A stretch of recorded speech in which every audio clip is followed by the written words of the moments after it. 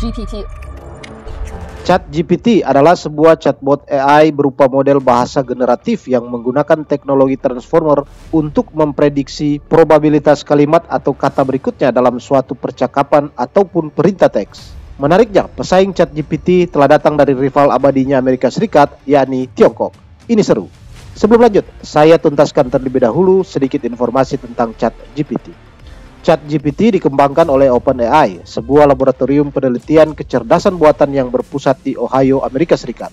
Model ini dapat digunakan tujuan yang beragam, seperti membuat obrolan otomatis di aplikasi percakapan, membantu dalam pembuatan konten, atau bahkan membantu dalam penerjemahan berbagai bahasa dengan tingkat akurasi yang berbeda-beda untuk tiap bahasa.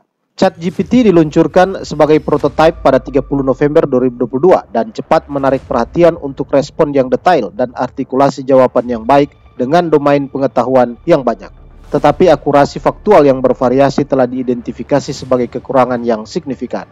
Setelah peluncurannya, penilaian OpenAI diperkirakan sebanyak 29 miliar US dollar pada 2023. ChatGPT awalnya berbasis GPT 3.5, GPT-4, model OpenAI terbaru dirilis pada 14 Maret 2023 dan tersedia untuk pengguna ChatGPT Plus.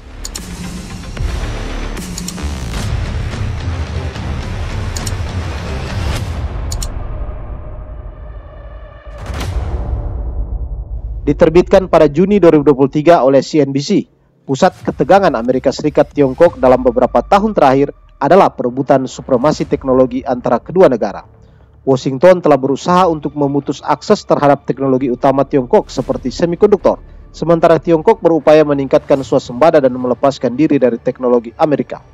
Kini para analis mengatakan bahwa kecerdasan buatan generatif, teknologi di balik ChatGPT OpenAI, dapat menjadi medan pertempuran berikutnya antara kedua negara.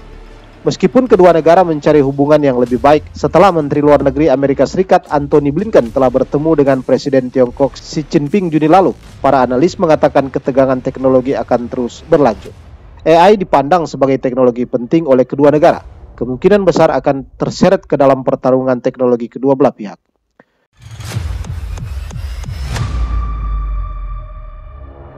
Dilansir dari berbagai media yang dipublikasikan awal bulan lalu, raksasa internet China Baidu meluncurkan versi terbaru dari chatbot kecerdasan buatan AI Ernie. Perusahaan tersebut mengklaim bahwa versi tersebut menyaingi kemampuan ChatGPT terbaru OpenAI. Versi ini merupakan penyempurnaan dari versi yang pernah dipublikasikan sebelumnya oleh Baidu.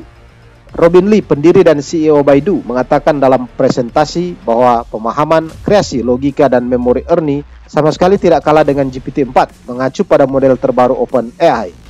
Dilaporkan bahwa perusahaan-perusahaan teknologi China telah meningkatkan investasi dalam teknologi ini setelah keberhasilan ChatGPT.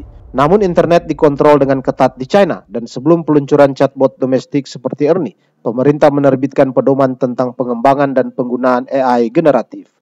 Menurut peraturan, konten yang dihasilkan oleh teknologi harus mencerminkan nilai-nilai inti sosialis dan tidak boleh mengandung elemen yang berkaitan dengan subversi kekuasaan negara. Kontrol ini mencegah Ernie menjawab pertanyaan apapun mengenai topik yang dianggap sensitif oleh otoritas China. Baidu memimpin perusahaan teknologi China dalam meluncurkan aplikasi AI generatif yang dilatih berdasarkan sejumlah data dan interaksi dengan pengguna untuk menjawab pertanyaan, bahkan pertanyaan rumit dalam bahasa yang mirip manusia. Ernie dirilis ke publik pada bulan Agustus. Chatbot AI ini menandai langkah besar bagi sektor teknologi China yang bertujuan untuk bersaing dengan perusahaan seperti Microsoft dan pembuat ChatGPT OpenAI sambil tetap berada dalam kendali ketat pemerintah. AI perlu dilatih pada data dalam jumlah besar agar dapat berfungsi. AI generatif didasarkan pada apa yang disebut model bahasa besar. Artinya AI dilatih pada sejumlah besar bahasa agar dapat memahami dan merespons perintah dari pengguna.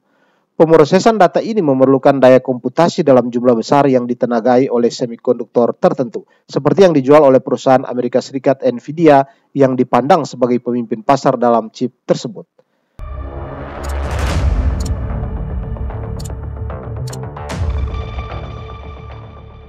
Dipublikasikan oleh Reuters 9 Oktober 2023, Tiongkok bertujuan untuk meningkatkan kekuatan komputasi agregat negaranya lebih dari 50% pada tahun 2025 menurut rencana yang dirilis oleh pihak berwenang ketika Beijing memperketat fokusnya pada inovasi superkomputer dan kecerdasan buatan. Rencana tersebut muncul di tengah meningkatnya persaingan antara Tiongkok dan Amerika Serikat di banyak bidang teknologi ini, mulai dari semikonduktor dan superkomputer hingga AI, termasuk kontrol ekspor pada peralatan pembuat chip. Rencana tersebut yang dikeluarkan oleh 6 departemen di Beijing termasuk Kementerian Perindustrian dan Teknologi Informasi MIIT telah menetapkan target total daya komputasi Tiongkok untuk mencapai 300 IFLOPS pada tahun 2025. IFLOPS setara dengan 1 triliun operasi floating point per detik mengukur kecepatan komputer. MIIT mengungkapkan pada bulan Agustus bahwa kekuatan komputasi Tiongkok telah mencapai 197 IFLOPS pada tahun ini, naik dari 180 IFLOPS pada tahun 2022. Kementerian tersebut mengatakan pihaknya menempatkan Tiongkok pada peringkat kedua di belakang Amerika Serikat, namun tidak merinci skala kekuatan komputasi Amerika Serikat yang dirujuknya. Karena pelatihan AI memerlukan komputasi dalam jumlah besar, upaya untuk memperluas pasokan daya komputasi semakin menjadi fokus Beijing. Menurut postingan blog Google beberapa waktu lalu, model AI generatif tingkat atas di dunia akan memerlukan puluhan IFLOPS superkomputer AI untuk mempertahankan waktu pelatihan selama beberapa minggu atau kurang. Menurut rencana, Tiongkok bertujuan membangun lebih banyak pusat data di seluruh negeri untuk memfasilitasi akses dunia usaha terhadap daya komputasi.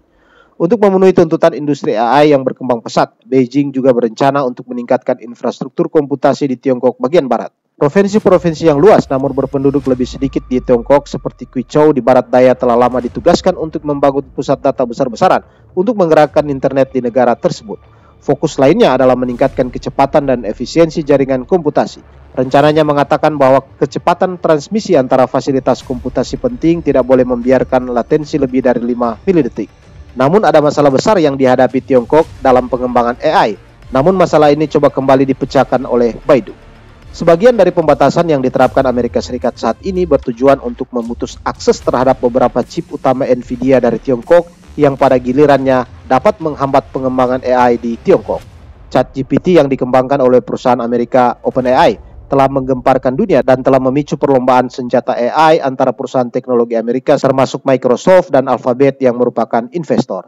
Tiongkok memandang pengembangan AI sebagai prioritas strategis. Regulator Tiongkok telah menerapkan peraturan seputar aspek-aspek tertentu dari pengembangan AI sehingga teknologi tersebut mematuhi peraturan internet yang ketat di Beijing. Namun pemerintah masih berupaya untuk meningkatkan industri dalam negeri. Bahkan ketika Amerika Serikat berupaya membatasi akses Tiongkok terhadap chip AI utama, Alibaba dan Baidu telah merancang semikonduktor mereka sendiri. Meskipun sejauh ini belum ada dampak apapun terhadap chip-chip tersebut akibat sanksi Amerika Serikat, hal ini merupakan area yang akan diawasi dengan ketat oleh pemerintah dan perusahaan teknologi. Beijing menuduh Amerika Serikat melanggar aturan perdagangan internasional melalui sanksi yang diterapkannya dan mengatakan pembatasan terhadap industri chip Tiongkok sama dengan penindasan. Washington bersikukuh bahwa tindakannya demi kepentingan keamanan nasional dan menargetkan teknologi sensitif tertentu. Tiongkok tidak banyak membalas, namun pada Mei lalu, regulator Tiongkok melarang operator infrastruktur informasi penting membeli chip dari perusahaan Amerika Serikat Micron dengan alasan produk tersebut gagal dalam tinjauan keamanan jaringan.